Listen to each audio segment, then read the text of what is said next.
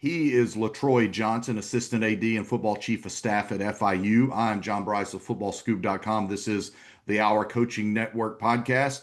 LaTroy, we've had some athletic administrators on, a couple of GMs, but you might be our first Chief of Staff. So that's an exciting visit for us, especially here as most coaches are on vacation. You're giving us some time on the network. So we appreciate it. Thanks for joining us. Man, appreciate you guys having me, man. I'm looking forward to it. Very excited about this opportunity. Yeah, I'm excited to get to learn more about you, your career arc, and exactly what being the football chief of staff entails, especially as Willie Simmons tries to get FIU back rolling and you guys do some big things. So, if you could, let's just start right there. That's your newest job. You just got to FIU, I believe, about 6 months ago. How did that come about? And what have the first 6 months been like for you down there in the 305 as we see on the background? Yeah. Let's jump right in, man. It's been a whirlwind, to say the least. Coach Simmons, interviewed back in December, the first week in December doing, championship week prep, and got the call that Saturday morning of championship Saturday, actually, to become the seventh, ironically, the seventh head coach of Florida International University Panthers. And so for me, it was always a ongoing thing, one of those things to where I think everyone in America kind of knew whenever Coach Simmons got his next head job or another head job that shortly thereafter I would be joining. But the crazy part about it is during that time I was at South Carolina State. We had just won the MEAC championship Yeah. and was in preparation for the Cricket Wireless Celebration Bowl. And so unlike most, guys in my role, soon as the head coach is named, they're packing their bags and they're on the next thing smoking to that destination. I had to finish the job at hand, and which was competing for a national championship. Unfortunately, we came up a tad bit short in that game, but that was the kind of the puzzle pieces that needed to get put together per se, was me figuring out how to keep it quiet, and finish the job at hand at South Carolina State, but still try to figure out how to make the transition, if I was going to make the transition and leave what we had started to build back at South Carolina State in Orangeburg, which is my hometown, Yeah. and come to FIU with Coach Simmons. And so it was kind of a whirlwind. It was a busy week and a half, to say the least, from trying to keep quiet to trying to focus on the Celebration Bowl and my duties at South Carolina State as chief of staff there, and also still try to have, small conversations with the powers that be here in Miami to kind of get some things rolling silently. Applying for the job and doing background checks and all of the things that it goes into in becoming in my current role here. It was very difficult. It was very difficult, to say the least. But because of our relationship, because of us being friends first and foremost for more than 25 years, he understood. He has a really, really good relationship with the head coach at South Carolina State and one Chennis Berry. So he understood how Coach Berry likes to do business, and understood that Coach Berry's sole focus was focusing on the Celebration Bowl. And so he didn't want to take away from that, and I didn't want to take away from that either. So from the hours of 7 to about 8:30, 9 o'clock at night, it was all South Carolina State football, right? Anytime outside of that, we would have, a brief conversation to just talk about, staff, talk about the guys that we were potentially trying to bring on here at FIU, and what that looked like as soon as, win, lose, or draw, the Celebration Bowl was over. That's some great insight again as we visit with LaTroy Johnson of FIU. He's the assistant AD for football, the chief of staff. I'm John Brice of Football Scoop here on the Our Coaching Network podcast. And for those who don't know, you just touched on it. Celebration Bowl is awesome. I was Yeah. fortunate to have some friends on staff at Jackson State, at Alcorn through the years, even some different guys at FAMU, and that's a big time event. So, how was it to experience that yet again for you last year as you were concluding your year at the school in the hometown where you grew up. That had to be special. It did. It really was special. You know, we had just won it in 23 when we were at FAMU under Coach Simmons's leadership, and to get back there again in a different conference with a different team to experience that all over again, and to do it for a team that represents my community, represents my hometown, the campus where I grew up on. My mom still is employed there as of today. She's been there my entire life pretty much working at South Carolina State. And then, you know, that was my first full-time job out of college in the equipment room at South Carolina State. So it made everything come back full circle. And it was a really, really, really great experience. I really wish we could have put forth a better performance on the field and come out victorious. But outside of that, man, just the experience, just the way that the Celebration Bowl, John Grant and his staff what they do in preparation for that game, how they set the table for you from the moment you arrive or the moment you've been announced as a participant in the game until you know the confetti falls at the end. They are a first class organization and they do it first class, and it's a really really good experience. I vow to anybody out there listening, if you haven't experienced the Celebration Bowl. To put that on your bucket list because it's the first game, first bowl game of the season. It's indoors, so you don't have to worry about weather in the beautiful Mercedes-Benz Dome in Atlanta. And it's one of the best bowl games and best bowl game atmospheres that I've been a part of in my career. Yeah, and it's a national championship game. So there's Yes, everything you could possibly want. As we yes, visit here with LaTroy Johnson, Chief of Staff at FIU. I call it shrinking the world, shrinking our networks a little bit. We already talked off camera. You're a South Carolina native. You went to Clemson. You know my guy, Chancey Stuckey, who I think is an elite wide receivers coach in college football. He's at Marshall right now. The Clemson network is huge. It's all across yes. the country. Well, I want to talk there about your time at Clemson. You didn't play ball, but you got started early. What made you know you wanted a career in college football, and how did your Clemson journey unfold? Well, you know, from the start, being a 5'5", 135 pound at the time wide receiver in high school, I figured college football probably wasn't in my, you know, in my near future. But I knew the love of the game, the love of athletics as a whole, I wanted to continue to be around it. And thanks to a really, really good friend, mentor of mine, and Rick Stockstill, who recruited my high school, you know, he had a very, very high success rate with pulling guys from Orangeburg Wilkinson High School in Orangeburg to go to Clemson. With started with Woody Dantzler, and then from Woody to Jackie Yeah. Robinson, and then from Jackie to Kevin Johnson, and then from Kevin Johnson to Ryan Hemby. But what people didn't realize was in the midst of him pulling players and recruiting players to Clemson, he also recruited support staffers. So when Woody signed with Clemson, Mario Ferschner left Orangeburg Wilkinson and went to Clemson as a athletic trainer. And then when Jackie signed, Darian Harrison followed Jackie as an equipment manager, right? KJ is the lone wolf, and we joke with him all the time that he didn't have enough friends to take with him to Clemson. But after KJ signed, Ryan Hemby signed as a defensive back, and I traveled with Ryan to Clemson. So Coach Stock had a really, really good relationship, not only with our head coach, Tommy Brown, but with all of the administrators in the school. Like Coach Stock was probably the only recruiting coach that I've ever seen come to Orangeburg Wilkinson and stand in the cafeteria at lunchtime and blend right in, right? Cowboy boots and all, right? And so he made a pathway for us to follow our college football dreams.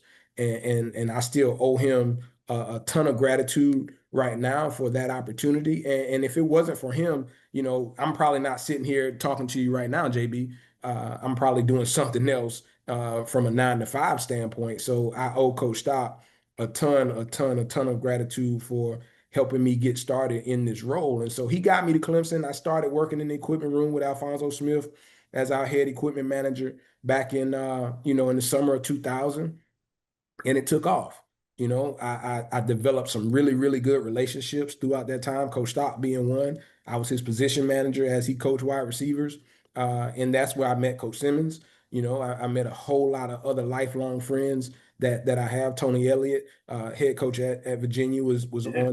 on that team during that time. And you mentioned Chancey, who's coaching college football right now. I can't not go without talking about one of the legends in the profession. I feel in Burton Burns, who was our Oh running yeah. back coach at the time. Jeff Scott, who played wide receiver at the time, has been a head coach, has been a successful offensive coordinator, and so forth and so on. So the list goes on, right? Right. Of the number of people that we were able to communicate with, the number of people we were able to touch and build relationships with at Clemson, and it has helped me throughout my college career to the utmost. You're leading me right into my next question by touching on that Clemson network, and you named a number of guys. Obviously, right now with Brent Venables at Oklahoma, the Clemson ties run deep there. And then also, I know Coach Stock because I grew up in East Tennessee and actually saw his son become a great high school quarterback at Siegel there in Yes, Murfreesboro sir. through the years. So I know that family well. I know their imprint. I know that they are all class. But you guys that are part of that Clemson family, that Clemson network, how much pride do you take in seeing it really as a nationwide entity now that has its feet in college football all over the country? And how much do you guys stay in touch and talk about representing Clemson the right way? Oh man, we talk all the time in small pockets, right? You have a pocket of guys over here, you have a pocket of guys over there, but ultimately, all of us are we bleed orange through and through, right? And it's a little different on my end, Coach Simmons' end, because we actually work in the profession, and so we're all chasing the same goal, right? So it's a little difficult to be able to root for them out loud, right, Right. in a public space, because like I said, we all chasing the same thing. But we have our conversations, right? We have our conversations with our friends. I have a group chat right now with three guys, two of them of which my roommates in college, Derek Hamilton, who played wide receiver, and Ryan Hemby, who I mentioned previously, Yeah. but also Kyle Browning, who played running back at Clemson as well. So the four of us have a group chat, and we talk every day, about all different types of things that's going on in the world, not just in college football. And I think a lot of times those guys lean on me a lot for the college football side of it because they are removed. Derek is coaching high school football, so he has a little bit of insight, and him and Tony are still best of friends to this day. So him and Tony talk all the time. But with me being in it right now, right, we talk about the changes that are going on in college football. Coach Stock still has a group text with a bunch of us, like me, Coach Stock, Coach Simmons, Kevin Youngblood, who played wide receiver Yeah. Oh there. yeah. We have a group text, and we'll send little coded messages to each other. It may just be a simple message as GYS, right? And when we send that, everyone in the group text knows exactly what that means. That's just get you some, right? That's one of Stock's favorite sayings. Or we may say free at last, free at last. Thank God Almighty, we free at last. And everyone in the group text understands exactly what that means, right? With a pun on the great Martin Luther King. But we are proud. I think when you have the ability and the chance to experience Clemson, South Carolina, and Clemson University, it changes your life, right? Real quick, and not to go long into your question, but No, I love it. last night we were going to the store, me and my wife, and we were driving down the road, and my wife looks out of the windshield and she says, "Oh my God, that sunset is beautiful." Right, and the sun was descending on the sky, and in the far gaze from where we could see, the sun was a really really nice color orange, and it was shading down on the sky, but it turned the sky orangish purple, right? And I looked at her and I said that we see that in Clemson all the time. And she was like, here you go with that. Like it doesn't just do that in Clemson. I said, no, obviously it doesn't just do it in Clemson. You see it right here, and we're in Miami. I said, but the difference is it's only in part of the sky here in Miami. In Clemson, it shades the whole thing. And that's what kind of makes us different. So we definitely have a pride about ourselves, as Tiger alums. And that network, like you said, it runs deep, it runs very wide. And I'm appreciative of the relationships that Clemson helped me to build and have to this day. That's awesome. You're bringing a Clemson sunset down to the 305. He is LaTroy Johnson, football chief of staff, assistant AD at FIU. I'm John Brice of FootballScoop.com here on the Our Coaching Network podcast. I don't want to dive into it too deep, but you referenced it a moment ago that in these group chats, there's a lot of talk about the changes in college athletics and specifically college football. And when you think back to graduating from Clemson 21 years ago to where you are today in a crucial, pivotal role for an FBS program, how do you describe the changes and kind of where do you see college football going forward here at the FBS level? It's ever changing. It's a day-to-day adaptation, right? There's a saying that a lot of coaches have right now: either you adapt or you die, right? And die is a real strong word, but you can understand the sincerity of it when you're actually in it, on a day-to-day basis. There's rule changes coming down the pike every day. There's new adaptations and new things that you have to adapt to in this world, more so now than any other time before, right? Whether it's roster limits, whether it's revenue sharing, whether it's third party NIL deals now getting reviewed, to the utmost since the House settlement. It's the new world of adding quote unquote an NFL model to college football with the inception of the GM and what role the GM plays in your program versus another program, and so forth and so on, roster limits, and all of the things that we're looking at right now makes the world of college football in which we knew it 21 years ago almost extinct. It's really like, and I'm dating myself a little bit here, but it's almost like comparing the Flintstones to the Jetsons, Okay, right? yeah. Back then when we looked at the Flintstones, we were like, man, that's crazy. But then when you saw the Jetsons, you was like, there's no way that people are going to actually live like that. And I think that's where we are in college football compared to, when I got started in college football in 2000 to where I am now in 2025, that it almost seems like my start was like the Jetsons, like Fred and Wilma Flintstone, you know what I'm saying? And now I'm in the world with the Jetsons where you have AI, you have Chat GPT, you have, robots doing, bringing you your food to the restaurant table and, all of those things. That's what the world of college football feels like right now. It Yeah. feels like it's just, it's one extreme to the next, but it's every day. It's not just like this year versus next year. It's today versus tomorrow, right? Like something that looks the same today as yesterday, it probably will change tomorrow. So you just got to be ready to adapt at all times. That Flintstones to Jetsons is a great analogy. I've said it's almost like going from the wishbone to the RPO spread option tempo, air Yeah. Yeah. air raid like Mike Leach or something like that. So that's really great insight. Again, we're visiting with LaTroy Johnson, Chief of Staff at FIU. You're back reunited with Willie Simmons. I know a lot of us in the profession are very excited to see Willie in charge of an FBS program, particularly because he had record-setting success at FAMU, and you were a part of that. When you were with him at FAMU, what did you see out of him and the organization that he ran that lets you know you're going to be able to build that same success at FIU? That's a great question. And I would say first and foremost is his ability to connect with people, not just players, not just coaches, but people in general. And I think that's a testament to who he is and the job that his parents did, in raising him from that family oriented place in Quincy, Florida, with all of his family who's become my family over the years.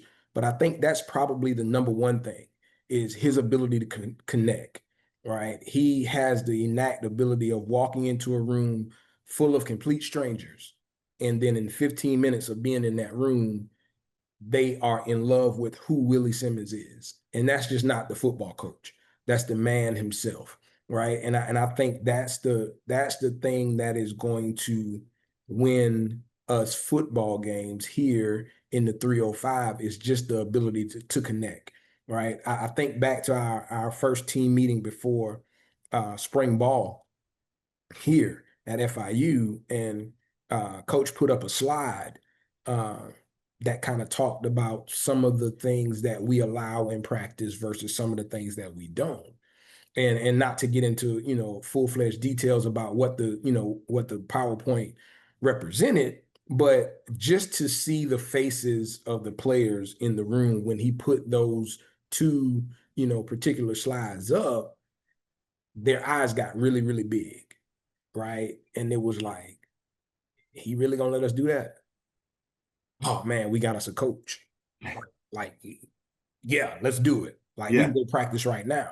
And it's small things, right? It's things that some of us in the profession take for granted, but it's things that he knows that has helped him become the successful head coach that he is, and he hones in on that, right? I thought when we were in Tallahassee that there was not a lot that he could do that could help him elevate uh, to be an even better coach than what he was there. But I really, really think that the 11 months that he spent with Coach Diaz uh, in Durham has really widened his perspective on what a head coach is and how head coaches can really take the platform that they have and connect with this age of college football players. And so I've watched him grow tremendously just in those 11 months that we were apart, right? The guy goes from, having 20-minute sermons after practice to now, our post-practice meetings are about 2-3 minutes, right? And it's solely because he said he got to Duke and saw Coach Diaz, address the guys really quick after practice, because the attention span now is like totally different, right? So they're not going to remember what you talked about in minute one of your speech by the time you get to minute 19, right? right. It's totally gone out the window. So just his elevation as a head coach over these last couple months, um, from the time we won the championship in 23 to him leaving to go to Durham to him coming to Miami and FIU in middle to late December to early January, he has totally transformed into an even better head coach, I think. And it goes for everything from organization standpoint, from leading, not only us as a staff, but leading the team and everyone that surrounds this organization to, being the people person that he is and going out and help galvanizing this community and getting this community fired up about FIU football, because we are in an area where we have, the big guy across the street that everyone roots for, but I start to see the tide turning, right? I start to see, more people in the 305 talking about FIU and FIU football, and the excitement is growing. And it's all because of the leader and the things that he does on an everyday basis. And Coach Simmons has surrounded himself with good people like yourself. He's brought back Joe Henry, who's a friend of mine, a friend of the program, some really good people. And then he's known throughout the state of Florida and has strategically hired coaches who are known throughout the state of Florida. I think that's only going to help you guys. All right, I know it's July. It's supposed to be vacation time, yet for some reason you're kind enough to visit with us here on the Our Coaching Network podcast. So we got to wrap it up here with a couple more questions because I know the most important coach, your wife, is waiting on you today, and I don't want to have her mad at me already. So the last couple of things here. First of all, you're chief of staff at FIU. I know you can't tell me everything you do because there's too many responsibilities. But when it's not July, when you're in there cranking in August, or when you're in there cranking the whole month of May and getting ready for recruiting camps, what's a typical day like for LaTroy Johnson as chief of staff at FIU? Man, I don't know whether we have enough time left on the call to dive into it. But a typical day for me is simply I like for my team, and when I say my team, I have an operations team of three other individuals, right? And one of them splits duties. She's the director of recruiting, but she also has some football operations responsibilities as well. So between my three team members with Kevin Chavez, KD Willis, and Brooke Thomas, we typically huddle up every morning, if not every morning, at least at the start of the week, just to kind of dive into what that week looks like. And with their help, they do a really, really good job of handling a lot of things. So I don't really have to worry with the DFO space more so. I can kind of hone in on the chief of staff space a little bit more. And so I meet with them. And then after that, there's a conversation that happens with Coach Simmons. And that conversation is typically, what does the day look like? We go over his schedule, what he has on his schedule from an interview standpoint to, meetings with the AD or booster meetings or whatever that looks like. And we talk about all of the things that pertain to the day. And then from that point, he gives me my marching orders on things that he may want me to tackle and handle. And then the rest of it is pretty much organization, kind of knocking out emails, responding to our university partners, putting out fires in the building, whether it's facility issues, whether it's being a listening ear to someone on our staff, be it a full-time assistant coach or an analyst or a graduate assistant. And with today being Tuesday, today would really, really be a more office day for me, to where I'm just behind the desk cranking out emails, responding to emails.